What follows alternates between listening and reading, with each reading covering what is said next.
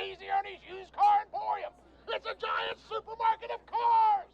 I got so many cars, people come up to me and say, "Hey, Crazy Ernie, where'd you get all those cars? Looky here. I got red cars. I got green cars. I got enough cars to choke a camel." Tell you what, friends, if nobody comes down and buys a car from me in the next hour, I'm gonna club this baby seal. That's right. I'm gonna club a seal to make a better deal. You know I'll do it too, because I'm crazy.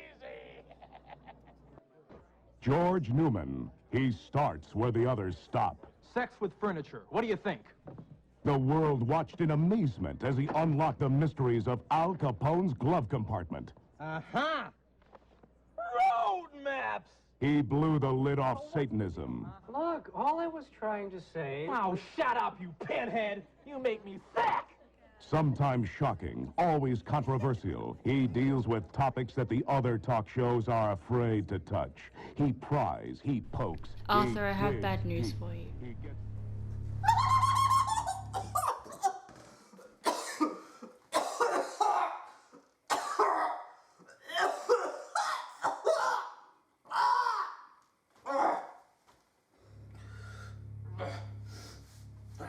This will be our last time meeting.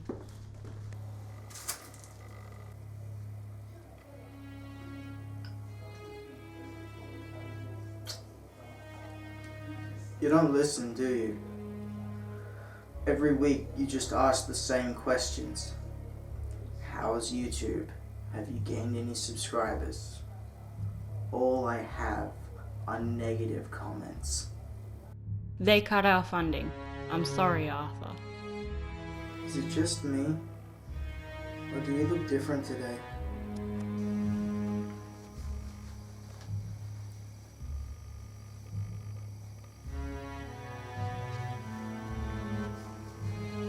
No?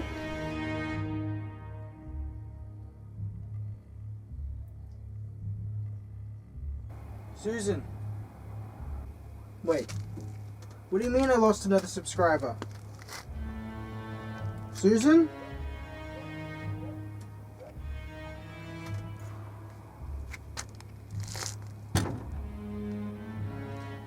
Ah! Ah!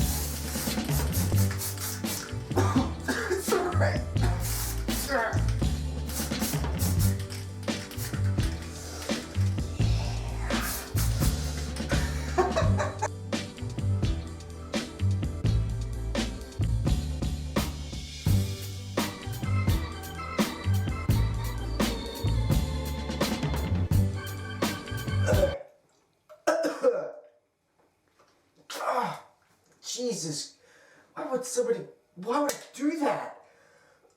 Oh.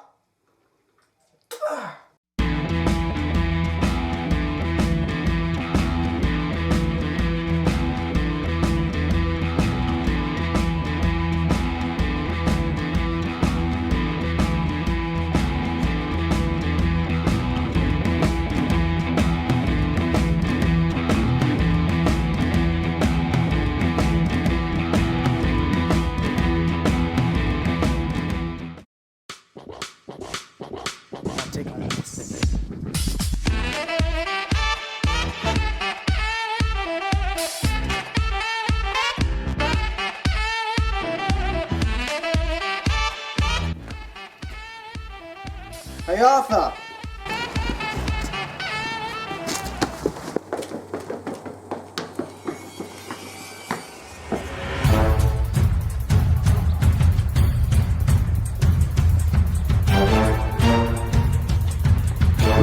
When are you starting the repair?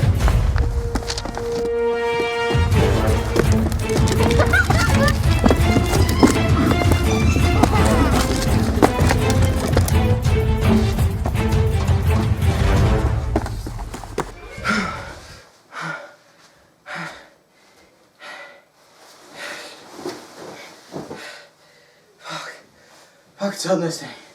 Roll the thing, roll the...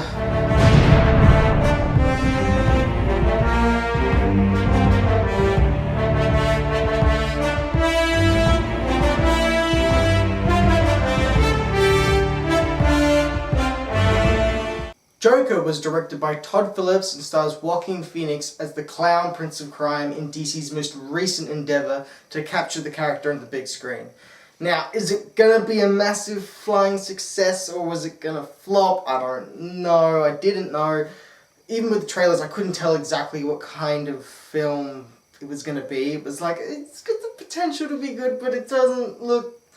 Might be, but it could be bad. Is this Joaquin Phoenix seeing a really great script and going, fucking yes, I'm doing this shit, I'm gonna power through it? Or is it the actor like having a complete mental breakdown and going, yeah, I'm gonna be the Joker and I'm gonna Jared Leto this shit up. Like, I didn't fucking know. Now, I was a little skeptical even about a Joker standalone film to begin with, especially considering DC's track record with the last time they represented him in the DCCU. Is that even a thing anymore?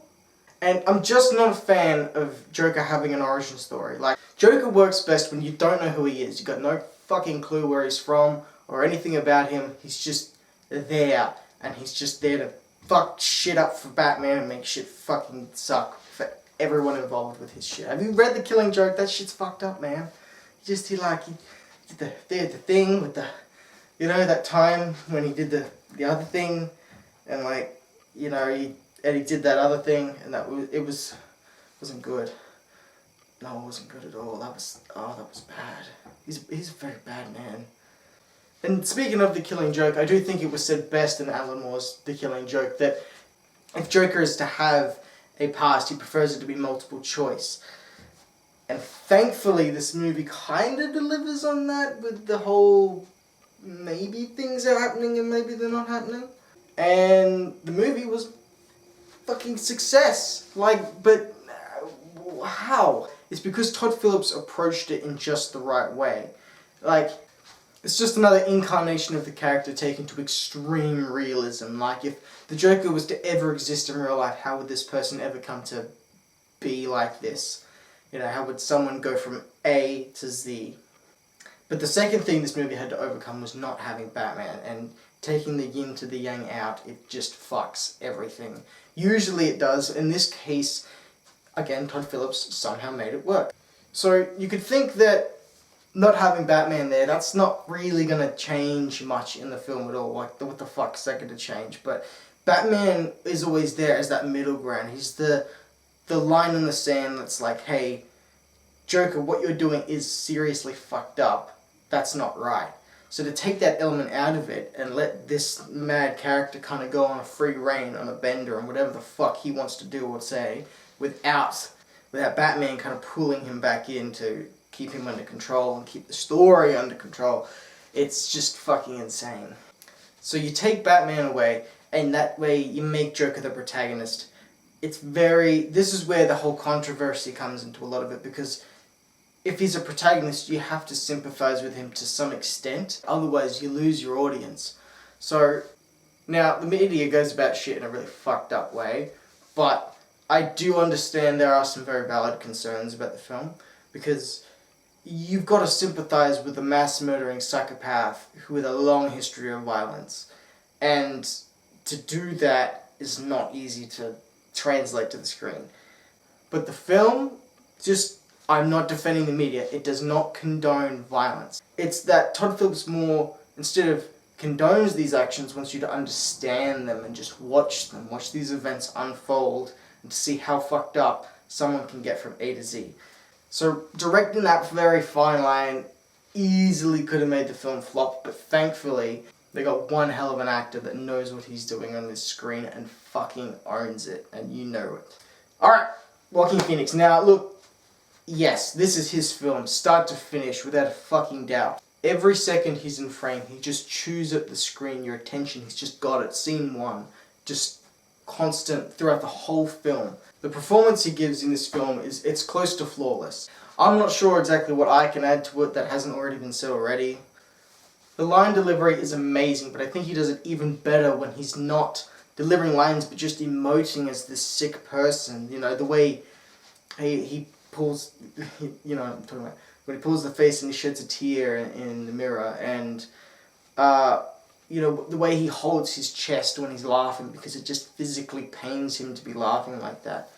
Speaking of which, just when you think they can't reinvent his laugh again, this was fucking brilliant. I loved this addition to the character's laugh. That it's actually a condition instead of just maniacal laughing for the sake of, you know, thinking everything you do is really funny. Now, I know a lot of people think that dancing is really ham-fisted and there's a lot of it. I really dig it. It's like his way of therapy and release from forgetting things, because it's like if a patient has to hold their breath and count to 10 to stop thinking about whatever fucked up things around them. That's his kind of way of, okay, I just did this thing on the subway, now I'm going to dance and focus on the movements and exactly what I'm doing to stop thinking about what I've just done. You know, I really like it, and it's just a form of expression. I don't think it's too artsy, I don't think it's shit. I dig it. I dig it. I don't think it's overdone at all. Anyway, as I said, this is Joaquin's movie start to finish, obviously. But as for the supporting cast, Robert De Niro in this film is excellent. He easily could have just thrown a shitty performance in and phoned it in, but he didn't. He did a really good job being a convincing talk show host. I dug it a lot. And I think it was a little cool, as it was a homage to The King of Comedy and Taxi Driver and all that with De Niro there, but I'll get to that later. Frances Conroy, who plays Penny Fleck, played the role as if it was made for her. Zazie Beetz did really well with what the film needed. Brett Cullens, I'm pretty sure, Cullens, right? It's Cullens. He owned being a much shadier, not-so-perfect Thomas Wayne, which was really refreshing to see. I really liked that. Now, I want to talk about the cinematography real quick, because this film is absolutely stunning to look at. It's like, during the day it's like a Christopher Nolan film, and at night it looks like a John Wick film. With the neons and everything, it looks fantastic. There are so many shots that could easily just be like, bam, that's a wallpaper, bam, that's a wallpaper, bam, that's another wallpaper. Like, it's fucking iconic. I love it. You know, bam, desktop paper, just like that. I love how they took a very thought out approach to the environment as much as Joaquin himself. Like, not a single shot feels wasted. Everything feels very deliberate with a purpose, which is great for fans because it just fucks them. Like, you're there looking at every scene thinking something means something, and it's like how all the clocks in the film are set to 11:11. Like, I don't know what that means. I never will.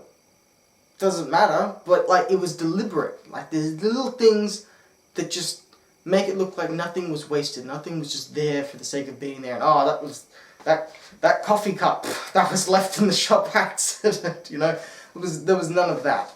I think it's fantastic because it gives the film so much rewatchability, and that's what a lot of comic book films nowadays really lack. I don't find myself like, oh, just gotta watch that second Ant-Man film again, man. It was just so invigorating and fresh to me, you know. The score. Hilda Guadagnitor?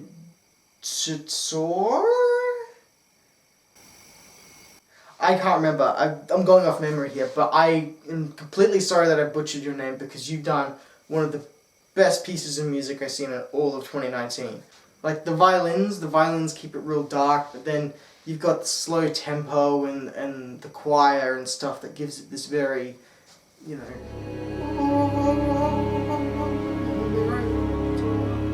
It sounds beautiful, it's heartbreaking, it's tragic, it's everything that I wanted it to be. Is it just me, or did it kind of reminded me of the Last of Us soundtrack? Like, it was very minimalistic, you know, like in The Last of Us, it's like a couple of notes with the guitar and stuff.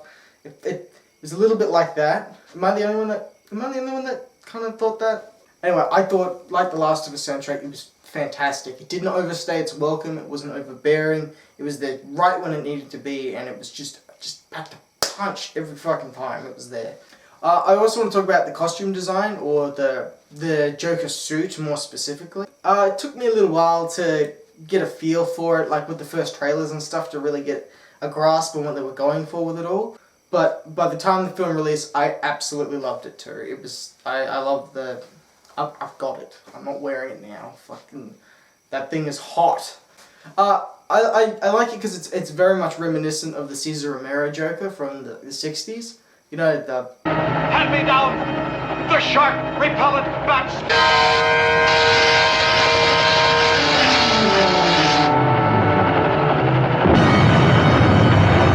Controversy time! Oh, well, I already talked about the controversy, but I'm actually going to be talking about how it's not so much a Joker film, but it's more a character study of someone just having a complete mental breakdown. So, yes, this Joker is nowhere near smart enough to scheme his way out of the world's greatest detective in years to come. I don't want a Joker 2, even though that's, like, reportedly happening now or something. Don't do that. And to some extent, that's all true, but we've got to keep in mind it's a very different adaptation of this character. We don't want, like, that's why Bruce Wayne is yay high, because we don't want to see that. It's a different alternate universe thing, whatever you want to call it, I don't know. So the argument's that, you know, he's not that much like Joker from media that we've already seen. And in its defense, I'm going to talk about one of my favorite scenes of the film.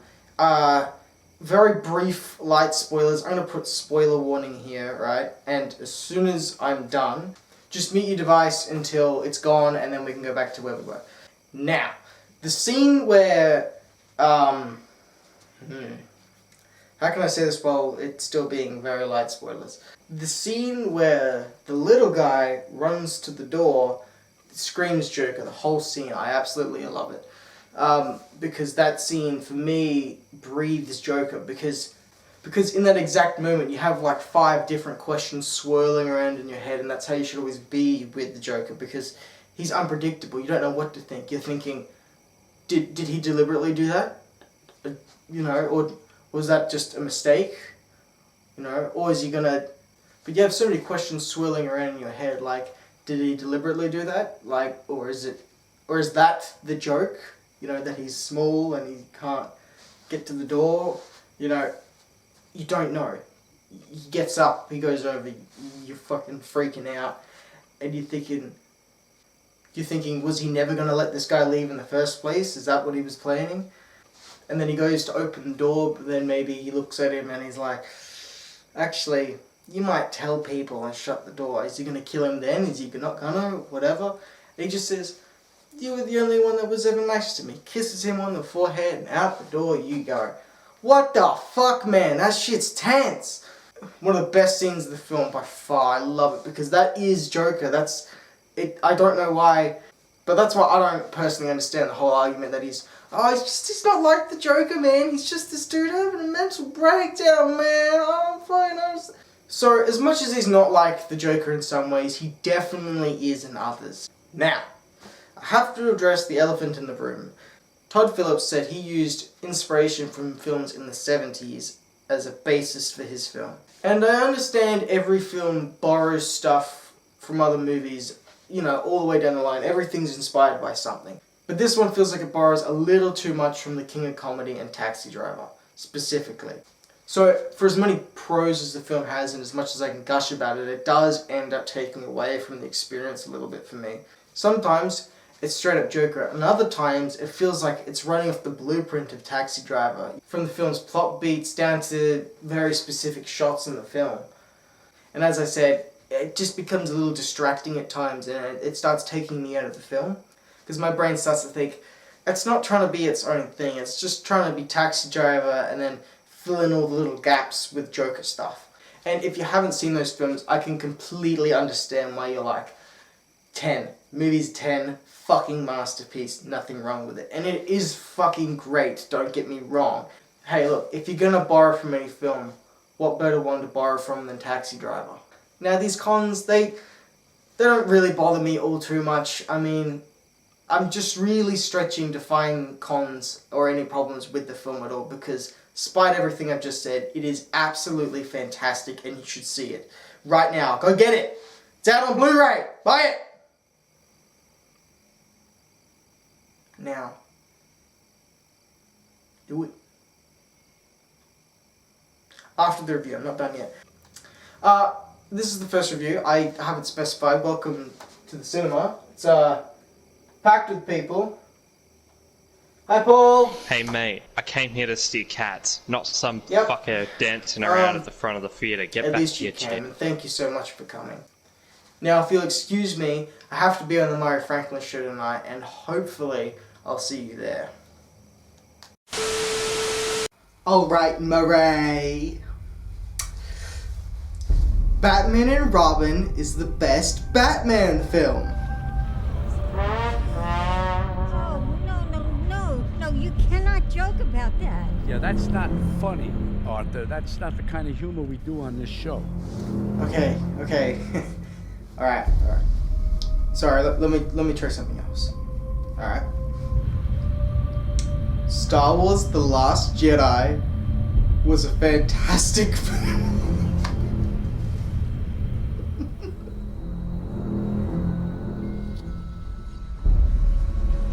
Okay, I'm waiting for the punchline. That is the punchline.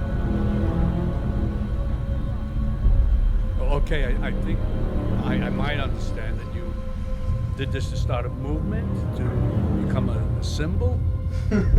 Come on, Murray. I reviewed Joker because I thought it was great. Hollywood's so awful these days. Everything's a reboot or a remake. Nobody's original anymore. You finished?